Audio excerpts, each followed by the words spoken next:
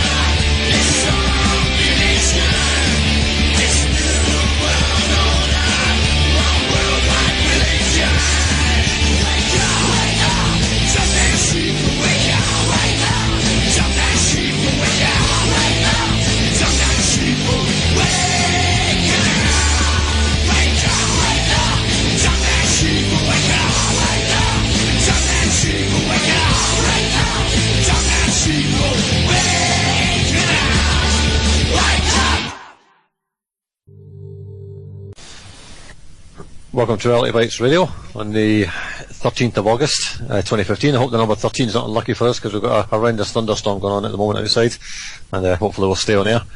I'm delighted to welcome Alan Watt back to the show. You there, Alan? Yeah, I'm here. Yep. Loud and clear there. Okay, I think we've kind of broached the subject before, but I was thinking about staff suckers the other night. Somebody mentioned something in the chat box, and myself and Paula watched a movie about a Mexican artist, and Trotsky was in it. And then I started thinking about the Stranglers calling him a hero, and in their famous song "No More Heroes." I was into the Stranglers at the time, a long time ago, and I've heard you many times talk about Trotsky, and in this movie, of course, they were denigrating Stalin as being the worst evil on the planet and all the rest of it.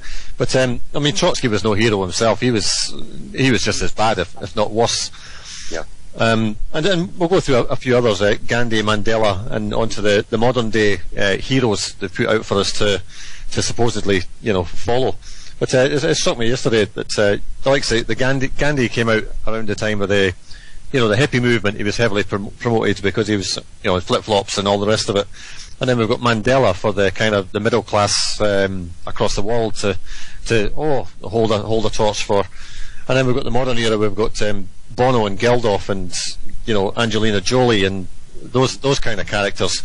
I mean, it's gone from people who were political in a sense, right through to everybody now is a celebrity, but they're getting involved in politics. And Bono himself has actually said he's going to give up music and go full time into politics.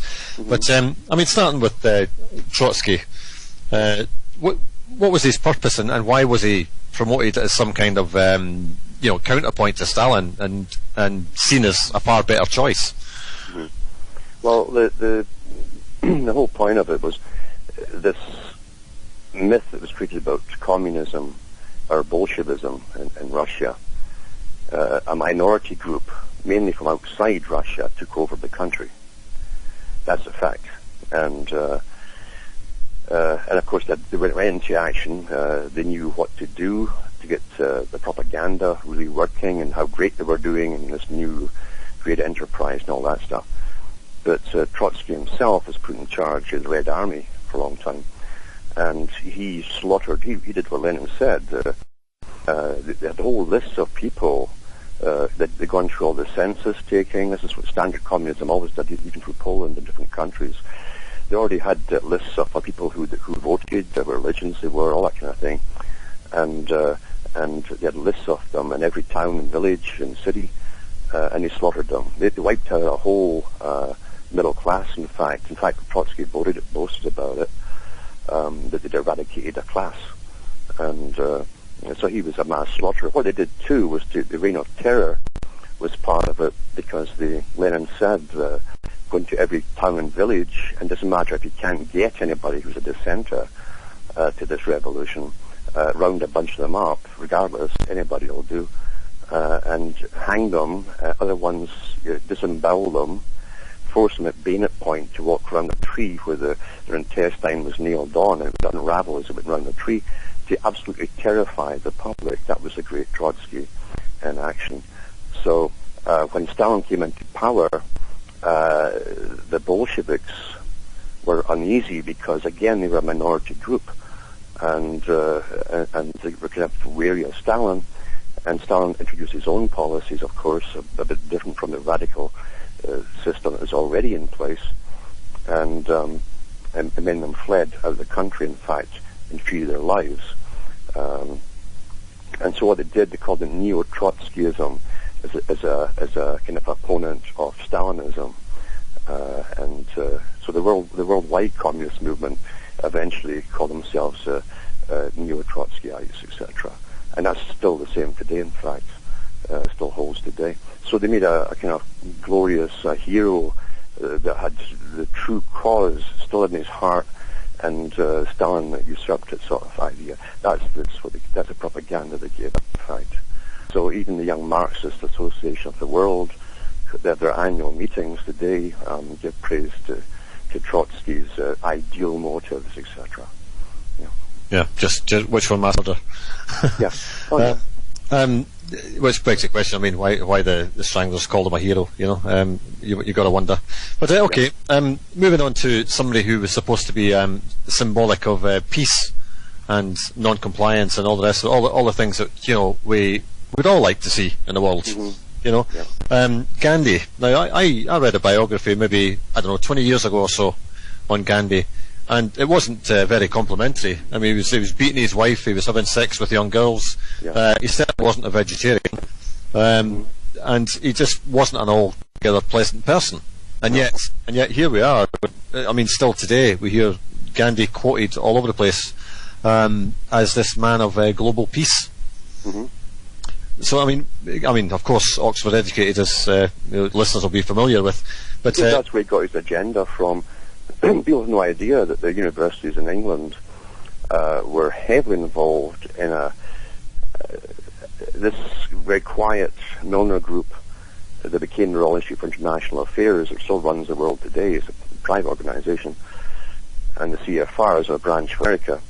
But they run the world. They set up the United Nations. All these, so they have their own agenda, and part of it was to give the appearance that countries would no longer be colonies of any other empire. That was part of the appearance of it.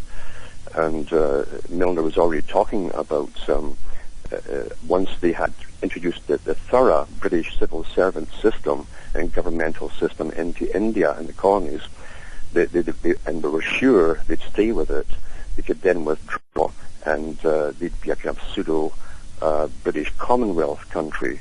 It's still part of the Commonwealth today, India. So they put Ghandi forth to start the radicalization process, and he came out of England, of course, as a lawyer, and as I say, a fantastic machinery went into operation. The same machinery actually that created Einstein to become a kind of star. That's what they do. And a superhero sort of idea, a little bit pacifist, which wasn't true. He said to the ones, he says, for those who are afraid of fighting, don't fight, but he says the rest should fight. So he wasn't a pacifist at all. And he went through these kind of token imprisonments to gain more superstardom. It's a common technique that's used. And those that imprisoned him at the top knew what they were doing. The guys who looked after him hadn't a clue, I'm sure. And when they were imprisoned in one prison, his wife as well, in a different cell, they both came down with pneumonia, and he accepted antibiotics, but he forbade his wife to take them for protest purposes. He also slept with an 18-year-old girl every night, a different one every night, to show how pure he was that he wouldn't touch her. There was temptation wouldn't. So he had all this myth-making machinery went into operation to make him a fantastic superstar. Yeah. Now, when he took Indians over to South Africa, he must have known it was going to cause trouble. Mm-hmm. And well, it did, because the poor South Africa, the indigenous black people in South Africa couldn't get the work because all the Indians flooded in and took it. Yes. Well, actually, Britain used that technique very commonly over a long period of time. They brought in different Indian workers initially into Africa, even for laying railroads before they brought Chinese in. And but they also brought in a civil servant class they trained into the British Empire system from India, and they put them into Jamaica and other countries as well. And there's still a lot of animosity today because they became the merchants and the ruling class and the money boys and the government, in fact. And that happened in Africa as well. So Britain used them in Africa, and that's why you had all the problems with Idi Amin, who expelled the whole lot of them actually out of there back in the 70s, I think it was. They were the first boat people. They were still traditional Indians, inbreeding, etc., keeping their customs, but they'd been in Africa for an awful long time, but they hadn't adopted into the system. So that's a common legacy of countries doing that. Yeah. There's a couple of people in the chat box mentioning Ghandi had met Blavatsky and Annie Besant. Mm-hmm, yeah. And he'd written about meeting Blavatsky and was full of praise for her, apparently. Yeah. Yeah, well, Besant too, her dad was a lord in the British parliamentary system, the House of Lords, and she wasn't some lower middle class person at all. And they were all elitists, of course, as well. But they belonged again to the Fabian Society, which is just the left-wing department of the Royal Institute of International Affairs. They control all sides, you see. And Carol Quigley, who was their own historian for the CFR branch and the Royal Institute of International Affairs, said that we don't care who we bring in, dictators, left-wing, right-wing, communists, fascists, doesn't matter. It says as long as we bring them in, they can guide all their own peoples. And so they were the common guiders and motivators of all revolutions and etc. And this world governmental system that was always their dream under their own domain. Yeah. So Ghandi, I read, came from the merchant caste. So was he anyway involved in the East India Company? I'm pretty certain he was actually, because even when he went over to Oxford, the part of law that he was going into again was commercial law. For big corporations, which already existed in those days. Yeah, makes sense. Mm-hmm. Okay, moving on to, you said token imprisonments for Ghandi. Nelson Mandela. Yeah. Now, there's still videos up today with Nelson Mandela singing with his cohorts about machine gunning white people, yeah. and yet people still think he's a nice bloke. Uh-huh. His role was a very long one. He was used over a long period of time by different governments all over the world to either promote an idea or to fight against one. But he was held up as this icon of somebody who stood by the principles and spent all that time in prison. What was his initial background? Well, he was a revolutionary. He belonged to the World Revolutionary Association, which was an international communist association.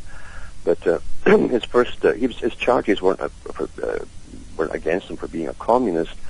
was because the communists of those days, even Stalin did that before he got to power, and the Bolsheviks took over and so on.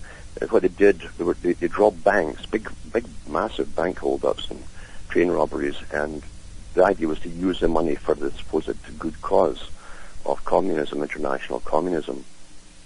And that was another schism between Trotsky and Stalin, was the whole idea of international revolution, constant, whereas Stalin basically sealed the borders to an extent of Russia and thought he had to take a long-term approach and do a cultural takedown of countries like the US and Europe, except which they did actually.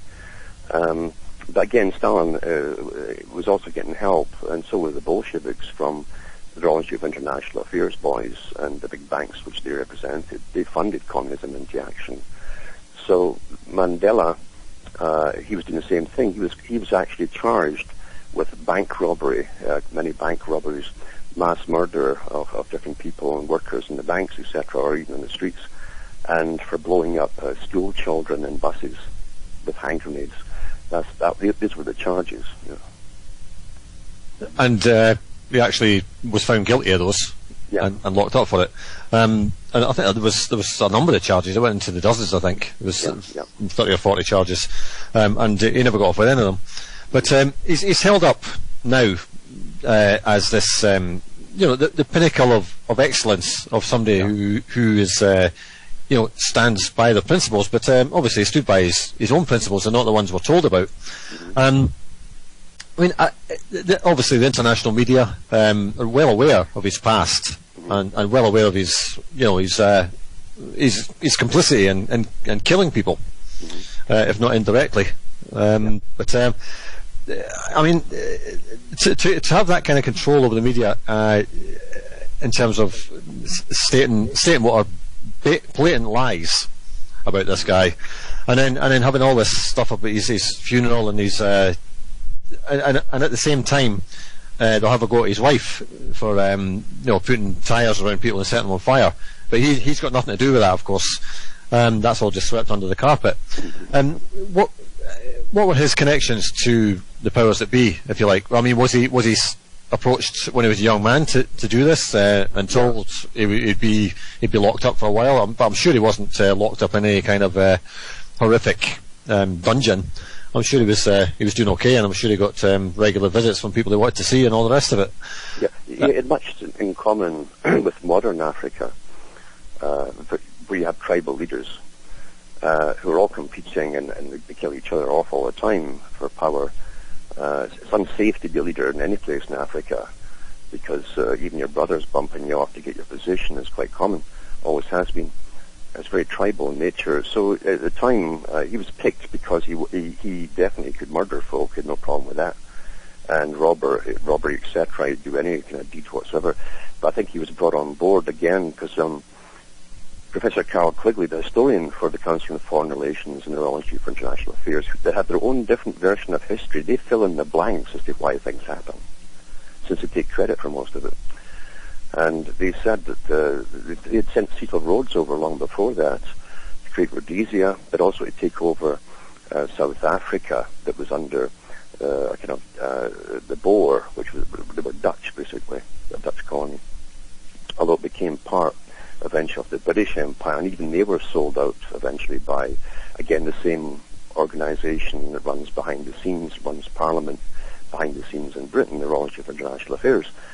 So they wanted to take over all the world's resources. That was the idea behind the Royal Institute of International Affairs, and it was actually, I think it was Curtis actually, who was a big player for Milner. He was his mover and shaker. He was sent over, and he became, for a long time, when they kicked the Boers out of power, basically, and Britain took over, they put him in charge as the Consular General, basically, of that place for quite a while, in fact, setting up the new system. So it's an ongoing process. It's over 100 years old of taking over all the world's resources into a small group of corporations whose members all belong to this one organization. And they run and they create friction between different sides. If they don't have sides to oppose something, they create them. That's the Hegelian technique to get change directed and planned change and produced change. Then you must create an opposition to all that exists.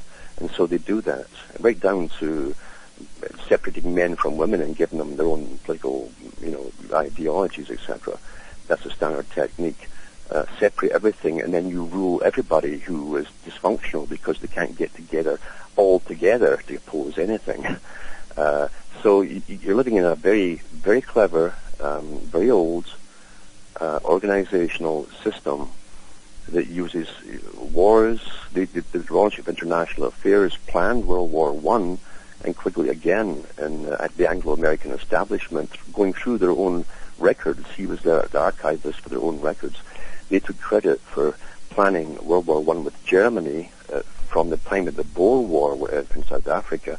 They were putting out the propaganda papers against Germany, building it up to 1914 in preparation for World War I. And when they couldn't get world government after that through the League of Nations, which they set up and created and ran, they set up the United Nations after World War II. And some of their members even said, well, the people haven't given up their sovereignty to a world government which we will control, therefore we need another war. So they gave you World War II, and they almost got it, because right after World War II, the term United Nations was really bashed by they were put out there by all the papers. All the editors and owners belonged to the Royal Institute of International Affairs, and they kept pushing for world government. They thought the folk would have had enough of war, mass slaughter, poverty that comes out of it, and so on, rationing. But the people still didn't give up their sovereignty, and so they took the long route right up to the present time to get us there.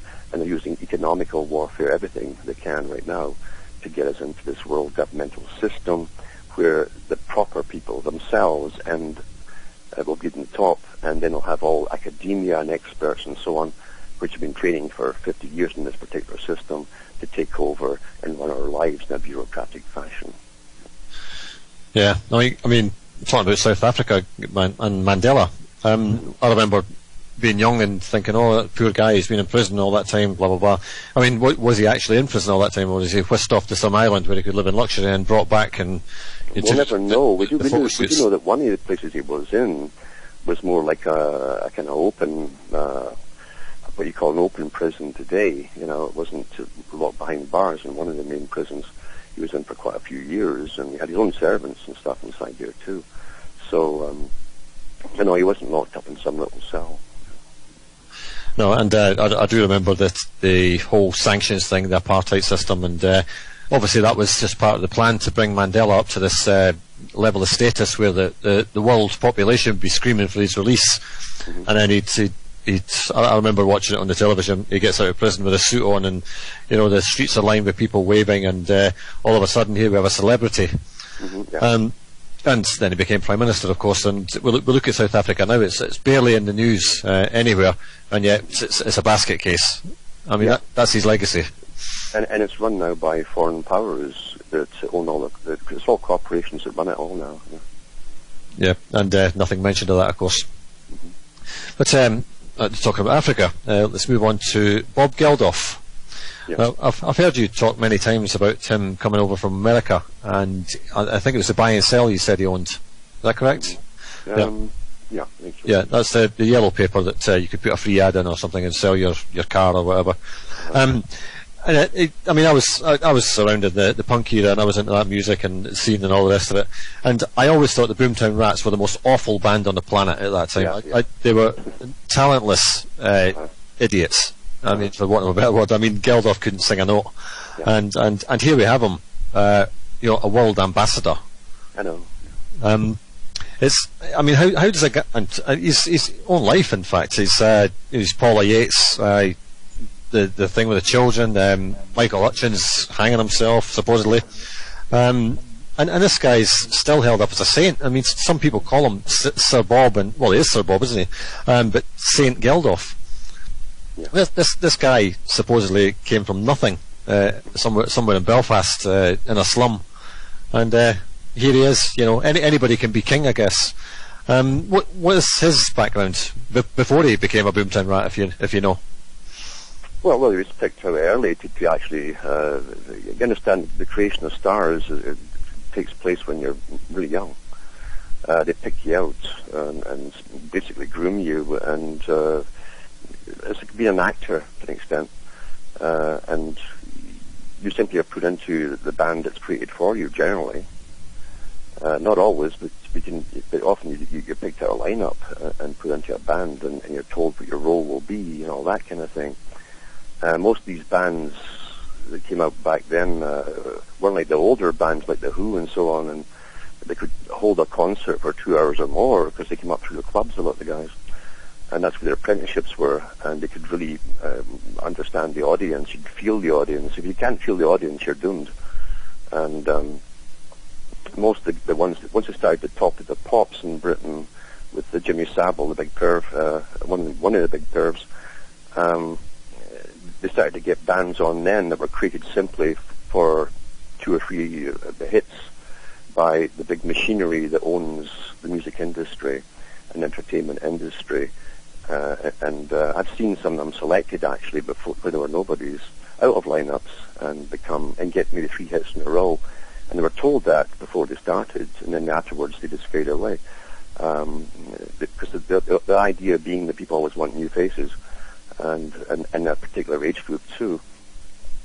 So it's all show business. They write fake stories about them, how wild they are, and all that kind of stuff.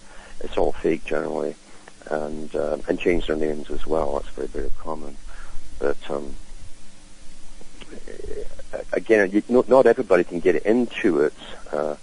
It's like Hollywood to an extent. It depends who you are to get picked to go into it.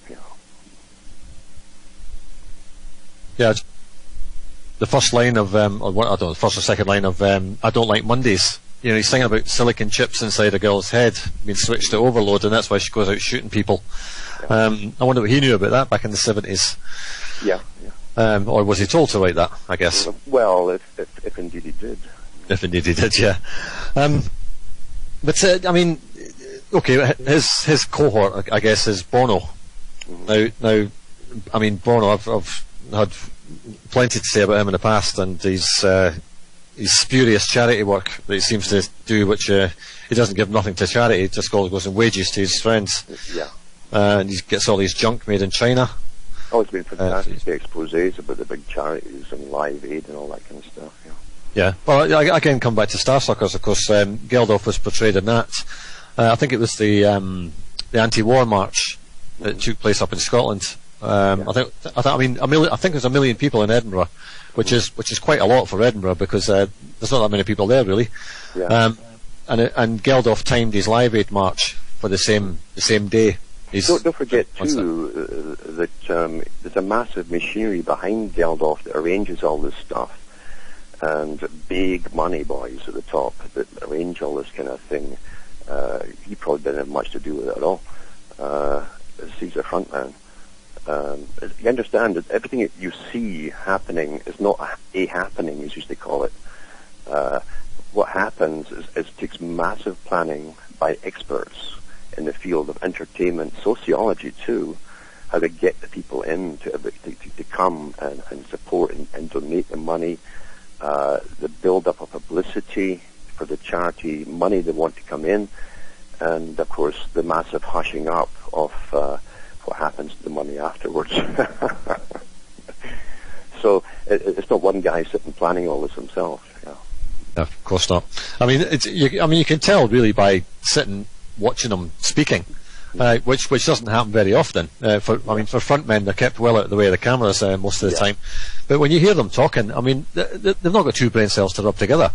No. And yet they're supposed to be these geniuses. Well, the thing is too, again, you can remember this as well. Now, they have not admitted to be, that I know of, to be members of the Royal Institute of International Affairs.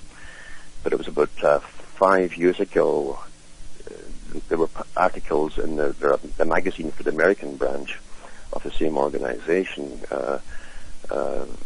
on bringing more members of the celebrities into this, because they have big followings of young people who can then be directed to activate or be activists and participate in pushing the agenda. Remember, this organization, as I say, has been behind most wars in the last 150 years.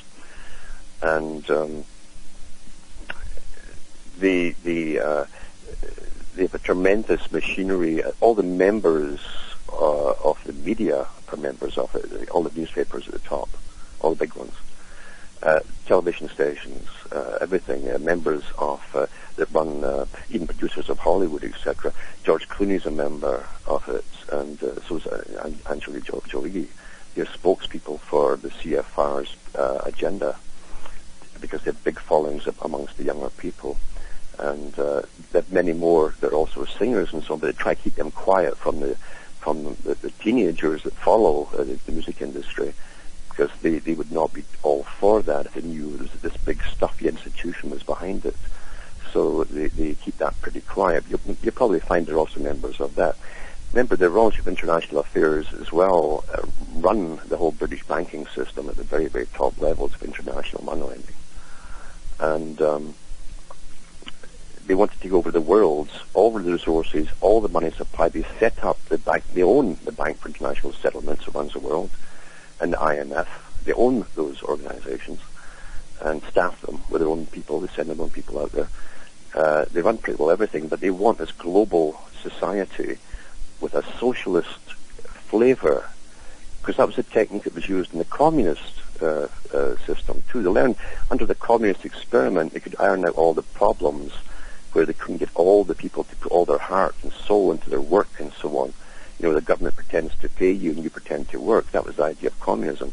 If you get a real system where people believe in it, really believe in it, are brainwashed into all working together for a common cause, then you'll all sacrifice and do with very little, and you'll obey all the authority figures that are put there from all the massive government agencies that expand like cancers. That's part of their system. So this is all part of the system too, to bring folk into a common ideology, to bring all this to be. So you can't have wars, and if folks start, if the peace movement starts to die off, you're going to have more wars to get them activated again. That's how they do it. And then once they ban international war by banning all national governments, that's part of the EU system, by the way, and the North American system, once they have the full amalgamation in after the whatever crash they have next. And the Far Eastern Pacific group under China and Australia and New Zealand, they're all to come into the same circle. They're the big conglomerate, 3 massive trading blocks, all under one system and under the Bank for International Settlements. And the whole academia through UNESCO, United Nations, are on a standardized indoctrination system of social engineering to prepare every generation of children. I mean annual. Every year to give them a little bit update from the previous years to what they're going to experience as they go up through their lives, thinking it's all quite normal. When things happen to change society, they've been brainwashed, will happen when they're young. It seems all quite natural to them. That's a technique that even Beria, the head of the secret police, the execution squads in Russia, said in 1934 at the Comintern meeting. He said it used to take 70 years, a full life generation, to prepare people for a social and a socialist type revolution. So they'll go along with everything. Now he says we can do it every 3 or 4 years. We can update it more every 3 or 4 years with children coming into, he meant kindergarten at the time, and preparing them then on through scientific indoctrination. The same system that Lord Bertrand Russell talked about. He was part of the same secret organization of the Royal Institute of International Affairs, even before it was called that, when Milner ran it. And he talked about the same thing too, through social experimentation. He said the state, but also meant the media, which is authorized and works with the state, will give children their culture and all cultural beliefs and cultural normals. And through through scientific indoctrination, the children, when they go home, they will totally ignore their parents. So the parents' input is totally disregarded, and the state will rule, because this technique was perfected back in the 30s and 40s and onwards. So I've seen it my whole life long too. The massive indoctrination in schools, all the social changes that were planned, have all come to be. So don't get mixed up thinking it's a communist system. The communist technique is to run all of society so that the elite at the top and all the elitists at the top, one particular elite, will rule the world and live in a completely different lifestyle than anyone else. Their minds will not be tampered with. And you find Charles Galton Darwin, who wrote the book The Next Million Years in the 1950s. He worked on the Manhattan Project. He was a physicist, a member of the Darwin family. He said the same thing. He says, we are the wild men, the elite. He says, we are the wild men. Our brains must not be indoctrinated. We must think in a survival mode and do whatever is necessary for survival. Whereas the rest of the masses, he says, will have total social indoctrination so that they cannot think for themselves. They will need their experts to guide them and tell them what to do, and they'll obey. They'll be trained to obey. That's pretty well happened since that book was put out. Yeah, to mention George Cluney there. It's amazing to see the movies he's been taking part in over the recent years, because they're all portray him as anti the system. Yeah. And they're all kind of serious movies on kind of current issues, as it were. Mm-hmm. But he's always portrayed again as fighting against the system. But here he is at the CFR working for the system. It's the total opposite. And I mean, again, going back to Ghandi and all the rest of them, it's the same technique, as you say. They portray themselves as one thing, and yet behind the scenes they're doing something completely different. Uh-huh. Angelina Jolie, of course, as well. Let's adopt a baby in Africa, Uh-huh. And everybody jumps on the bandwagon. Everybody wants to adopt children from Africa for some reason, mm-hmm. and screw up their lives. Yeah. Although they don't have the nannies to take care of them, because Angelina Jolie wouldn't have much to do with them. No, it's all PR. I mean, I mentioned earlier that there seems to be a major politician or celebrity put forward as an icon for different generations. Do you see any coming up for the next generation, or I suppose the current generation, 16-year-olds today? Well, the ones that have to be for the next, up until 2025 and so on, must be pretty well either gay, as we want to call it today. It's actually illegal in some countries not to say that word. You must use that word. And again, that's part of the system too. It's complete intolerance of anybody's opinion or even vocabulary. They tell you the words to use, and that's it, or you get fined. Or lesbian and transgender. These are the ones that are really getting pushed to come up now. In fact, it's just announced in the papers there that the Ottawa schools in Canada, that's near capital too, are putting in these transgender or mixed toilets now that everybody must use for schools and so on. Yeah, I did see that, and I mean that in itself is, I don't know what parents are thinking of when that's kind of thing. Parents don't think much at all. You forget that the parents that have the children in school today were also indoctrinated a bit further than their parents were indoctrinated. That's a technique that's used. The envelope is always pushed every, say, 10 years to the next step, to the next step, to the next step. And eventually pedophilia will no longer exist. There'll be no such term or crime as pedophilia. It'll be normal intergenerational sex as long as everyone's consenting. That's what they're pushing for now. Yeah, well, I've heard the argument for a return to Magna Carta and common law and all the rest of it. And of course, paedophilia wasn't a crime then either. Yeah. So there was no such thing. So if that's what people want, then they better beware what they wish for. Mm-hmm. But I suppose they could turn around and say, well, we'll give you common law back, and paedophilia is off the books. Yeah. Too, that Bezmenov, that was one of the defectors from Russia and the Soviets, he was an agent, for the KGB. Defected from his Indian post. He was put to India for a while and came to the US, and actually came to Canada too. He worked in the CBC propaganda department of Canada, where he said he met more communists working there than he did in Russia. It's pretty well true. But he did say that most of all the James Bond stuff is nonsensical. He says the money and the training in Russia mainly went towards cultural changes in the West, cultural subversion, they called it. And the terms that he used it when it worked, he said he couldn't believe how well it had worked when he came to America and saw what happened there in the late 70s. He says they were stunned at how well, since the 60s and the university revolutions, again, all through agents that were sent over, supposedly fleeing Hitler at the time, they came into the U.S., straight into universities, and tried this new thing of social sciences, as it termed it. It was really pushing communism, etc.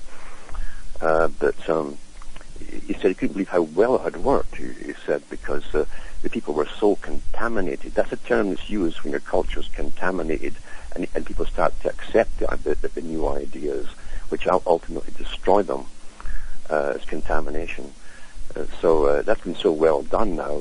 It's all pervasive. It's through society. It's the norm now. Yeah. Okay. Do you see any like how do I put it? I mean, politicians are put forward today as celebrities, and we mentioned before they seem to be dumber and dumber, and the stuff they come out with just doesn't make any sense. But they're all stuck in front of the cameras, and they say their piece, and that's it. You know, some token journalist, in inverted commas, will be allowed to ask a question or two. And it's all pre-planned too. There's not a single interview you see on television, even when they have a mass audience, supposedly talking about referendum or whatever. It's all pre-planned. That came out in Canada a few years back. We saw this kind of arena, and all the top dogs were there, and the usual main popular newscasters doing the show. And every question from even the students who were attending were all pre-planned and arranged, except everybody played their part in it. So there's nothing you see that's real anymore. And politicians, even Brzezinski and Kissinger, they're above politicians. And again, high members of the CFR and Trilateral Commission, which is another specialized department of the same organization. When they come for a TV interview or a radio interview, you must send in all the questions that you want to ask them, and then their agent, the guys that look after them, will either cross some of them out or change some of them and so on. And that's all done and arranged and signed and sealed so they can be sued if you don't go along with it before they go on live. That's standard. There's nothing you see on television that is spontaneous. When you do hear a politician getting off his script written by a professional script writer, not themselves, they bungle it, you know. So they try to omit that and gently stay on the script. Yeah. I can attest to that myself, having spoken to politicians and got them off the script. Yeah. They basically either have to get out of the chair and leave, or they just rabbit on complete nonsense. There's one fantastic video put out by a Canadian student, I think it was, who decided to go and ask the politicians in Canada, the top ones in the federal government, what money was, and etc. And he talked to even the current Prime Minister at the time, and the ex-Prime Minister, and they just started waffling, trying to tell him why debt was good for Canada, being in debt. It was phenomenal as it trailed off into this absurdity and bewilderment, because they themselves seemed bewildered, because they're just puppets themselves. They're all put in place by, again, this top organization they belong to. I think that documentary was called "Oh Canada." Oh Canada, it was, yeah. Yeah, I remember watching that, and as I say, I mean, if anybody wants to see politicians flapping, that's a good one. That was fantastic, yeah, it was. Yeah, well, I mean, I've had my own experience with what's her name, Natalie Bennett, the Green Party. Yeah. I managed to get her to walk off, so that was worth doing. Mm-hmm. But you ever been to London to see who the co-founder of the Green Party was for Britain? Go on. It's a very well-known guy who has been pumped up into the so-called alternative movement. He's done big shows all over Britain for quite a few years. I mean, big ones, which tells you there's a bigger organisation behind it. Well, it takes you off into strange tangents, mind you, but... That'd be the man who talks about the moon being a spaceship, and he was touted as being the leader of the Green Party at one time, before he had his ayahuasca moment in Peru or something, and saw the light, apparently. Well, some drugs helped, though, I think. Yeah, ayahuasca, I think it was, or peyote or something. Well, again, let's talk about people in the alternative movement who are put forward as supposed heroes. I mean, I guess in some ways Bono and Geldof would come into that, but they're more in the past. Mm-hmm. But the likes of Ike and people like that, who people will follow religiously. Mm-hmm. You can't say a word against them, but you're somehow accused of working for the CIA or something. Mm-hmm. But there's lots of people like that as well, yeah, who are heavily promoted, not just on the UK, worldwide in different countries. Everybody seems to have one, mm-hmm. and again, there's got to be a consistent kind of line of these people coming through the works to get the next generation. Yes. Whether it's in the alternative movement, whether it's in the music industry or whatever. But I suppose in terms of young people, it's going to be either through television or music. Yeah, that's the whole idea of the star creation, the machinery that creates stars. It doesn't matter if you're talent or you don't. It matters if you're picked and the machinery gets behind you. They'll make you a star regardless of what you sound or look like. They'll make you a star. You know? Yeah, I don't keep up with the music industry at all these days. Mm-hmm. But I mean, do you see anybody who's likely to fit that position in the coming years? You'll get more people from the music industry that are getting a little bit older, past the teeny bopper stage, they'll get pushed into to take over from Geldof and these guys. And remember what their goal is as well, is to get people who admire them because we admire the fantasies, the myths we're given, of who they are. They're the new role models. In fact, the Adronis from International Affairs said a long time, many years ago, they'd create the role models for the youth. And they have, and the entertainment industry is part of it. Never think for a second that, especially since World War II, but before in the U.S. definitely, but since World War II, in every country under the United Nations created a department of culture. Why would you, living in a country, a sovereign country, have a department of culture if you yourselves, the people, were the culture? You had the culture. It was to change the culture gradually, and they give out all the massive grants to entertainment, to novels, to children's books, to embed all the types of stories they want with the proper updating of their political correctness and their belief systems and ideas. That's why every government has a department of culture. And if you read some of the children's books they're putting out today, it's got all the greening, global warming in it, universal governmental system running the world, all that kind of stuff for peace and happiness and the lovely little animals. So you give no idea. You can't just take any entertainment at face value. There's some reason it's out there, and in this day and age, it's got a motive behind it. Heavily worked out with producers, the entertainment industry boys, who get on board with it to embed it, especially in the visual arts now, with video and movies.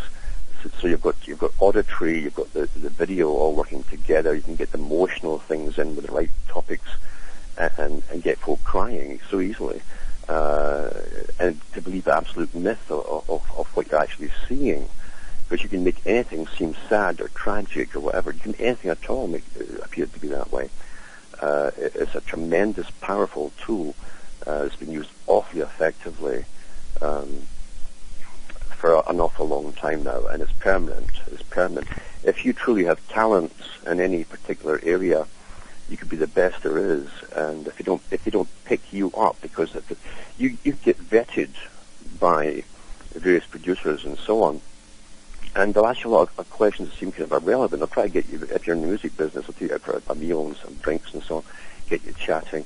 But they want to see if you can be molded to push whatever role they're going to create for you if they make you a star. And if you have your own opinions and you're a bit too savvy about things, you simply will never get in there. I suppose one institution that's kind of reinventing itself at the moment are the royal family. Now, I suppose in the past you would have Charlie Boy, who was going on about the world and the greeny stuff and all the rest of it, but nobody paid the blindest bit of attention to him because he was a moron, and he could barely string a sentence together. But they've kind of reinvented themselves to have this Kate and Will. You know, it's like they're almost like the British equivalent of the all-American couple. They have their own. Buckingham Palace has its own professional, large team of full-time propagandists working for them, churn out their own videos and documentaries and everything. Yeah, and a lot of money goes into that to create the new impression of the new royalty, etc. How trendy they are and all that stuff. There's nothing you can see that's actually genuine or true there either. And they also cover up a lot of the things about the royal family. That's part of their purpose too. When they were looking for a wife for Charles, there's a lot I could say about that, because I know what his uncle, Mountbatten, who was called Tricky Dicky, who had his own particular affinity for little boys, you know, it was well known. He was worried about Charles not being too interested in women. And I can't really tell you the whole story, because it's still pretty secret, but he tried to get Charles interested by going quite long lengths to get him interested in women. But eventually they started putting out, in preparation, I'm sure they had Diana picked before, quietly waiting in the wings before they put out the Star Syndrome on her. But the whole Buckingham Palace PR team had Charles on a beach in Australia as a single man, and they call him the most eligible bachelor. And they hired over 25 models, really good-looking models in bikinis, to run up to him on the beach, and like he was a film star. As they decided to promote the idea that he's a real man and, you know, a real lady killer and all that kind of stuff. And that was the preparation, and they built up in order to tell the public now he's ready to get a wife, you see. But before that, everybody was kind of worried about him. So there's nothing you see or hear that really is true. Everything goes through public relations, which is the new term, remember, for propaganda. Yeah, I've even heard people saying, not people I'd know directly, but I've heard people say that, maybe things will be different with the royal family now with Will and Kate in charge. And you think, what planet are these people living on? When's it ever been any different, you know, with these people? But they seem to have captured the imagination of young people, because they've gone all out to make them celebrities more than they have to make them part of this institution. That's right. And I suppose they tried that with Andrew and what's her name, the redhead one, Sarah. Oh, yes, yeah. They tried that with them, but they ended up being a kind of, X Factor kind of stuff. Compared to these, I mean, this is a very slick kind of promotional job they've done at these two. Yeah. Big money and good producers and advisors and script writers and everything, yeah. Yeah. So I wonder if that's a new catch for the young people coming up. Well, I'm sure when the time's right and we do have either a final conflict, which could simply be economic conflict, to bring in the new system, we can't have just nations with separate banks. We've got one big system worldwide. I'm sure then they'll bring out the royalty and everybody else across the planet to start to advise people, we've got to change and do something new to survive, etc. So yeah, I'm sure that's why they have them all groomed and waiting in the wings. Okay, do you think there'll be any kind of change in this kind of technique, or will this just go on and on? Because there's going to come a point where they don't need it anymore, I would imagine, when everybody's just, ambivalent to whatever's going on, and they don't need like the celebrity culture to propagandize people anymore. Well, actually, you see, the old system of news is already gone. If you've noticed what you're getting now, carefully over a period of time, more recently, it was like the next notch was turned up about 6 months ago, maybe a bit less, where we're getting less news and everything's secret. Well, this is national security, we can't tell you. The Trans-Pacific Partnership is secret, so we can't tell you. They're training the public, but they're supplanting what used to be stories with and putting in more trivia about stars again and gossip and sex lives and all that stuff. or things which are relevant across the world, and little factoids that you just toss out your head as soon as you hear it. That's the new news. The people are being trained now not to even think too much above their station. Let's go back to what it really is, back to their station in life. That's too complicated, economics or whatever. Just you leave it to special folk that are coming out of special wombs, and they rule it all above you. You just concentrate on your own little life, your own little bubble, and your little fun things that you do on the internet, or your booze ups at the weekend. You concentrate on that and leave it to the special folk. So we're being very cleverly trained not to participate or even to inquire into various aspects of everything that really affects your life personally. Yeah. That's neat. It's already here. Yeah. I mean, I don't know if there will there ever be a true hero. I suppose that's the question to ask. There couldn't be. You will not get something. Again, that's the myth of the Hollywood movies. The one comes along and does it all. The Clint Eastwood, and rides into town. That will never happen, especially today, in fact, because since about the 40s, everybody again under the League of Nations going into the United Nations, every nation, every signatory on it, literally has your complete record even before you get the computers, school records, behavioral records at school, all that stuff is kept, And Jacques Attali, who was a top advisor for the three French presidents, Mitterrand and all these guys, he was a top man. They came to see him, not Mitterrand, and then he's up at the United Nations now, I think. But he's mentioned some parts of that too. The collective information system was on the go a long time ago. Jacques Ellul, the philosopher of France, a good French philosopher, also talked about that from the 40s and 50s onwards, they had a Cardex system for all UN countries where they kept all your data.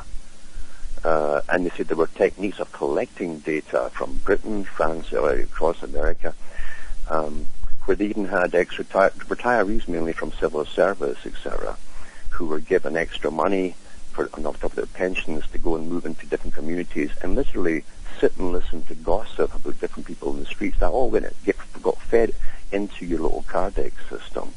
That's a spy system we already had long before anti-terrorism, etc. It was simply a transformation from one system to the electronic system, which is full blast now. And so they know you from school, your personality type, everything, the topics of conversation, how serious you are. They know they can use you and groom you and to do this approach once you go into college. They've already got your name and they're looking for you. And they drag you out and put you into the CIA or civil service or something like that. And that's it. If you are a free thinker and you have opposing ideas, and as Bertrand Russell said in one of his books, one of them is The Impact of Science on Society, and he said that those children who will not come into our system and accept the scholarships we present to them, once you get a scholarship, it's really indoctrination they try to get you into. Once you join the Ivy League system and feel you're special, and then you have little to do with your parents or the families that you came from and so on, he said if those children who won't do that and we fail to detect and who can communicate to others, who can really communicate to others our system, they said we'll have to eliminate, and he meant kill. Because if they can communicate what they've learned by themselves and through observation and being aware, they'd have to kill them because they could really communicate their ideas to other people, and that'd be very, very, very dangerous. That's the system today. Yeah. Okay, well, time's up, and I guess in one sense the Stranglers were right. There are no more heroes, but then again, maybe there never were.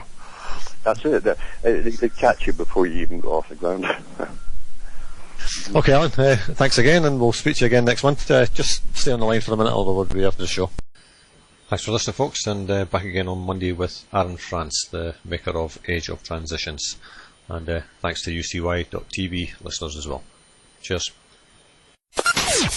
No lizards, no aliens, no nonsense. This is Reality Bytes.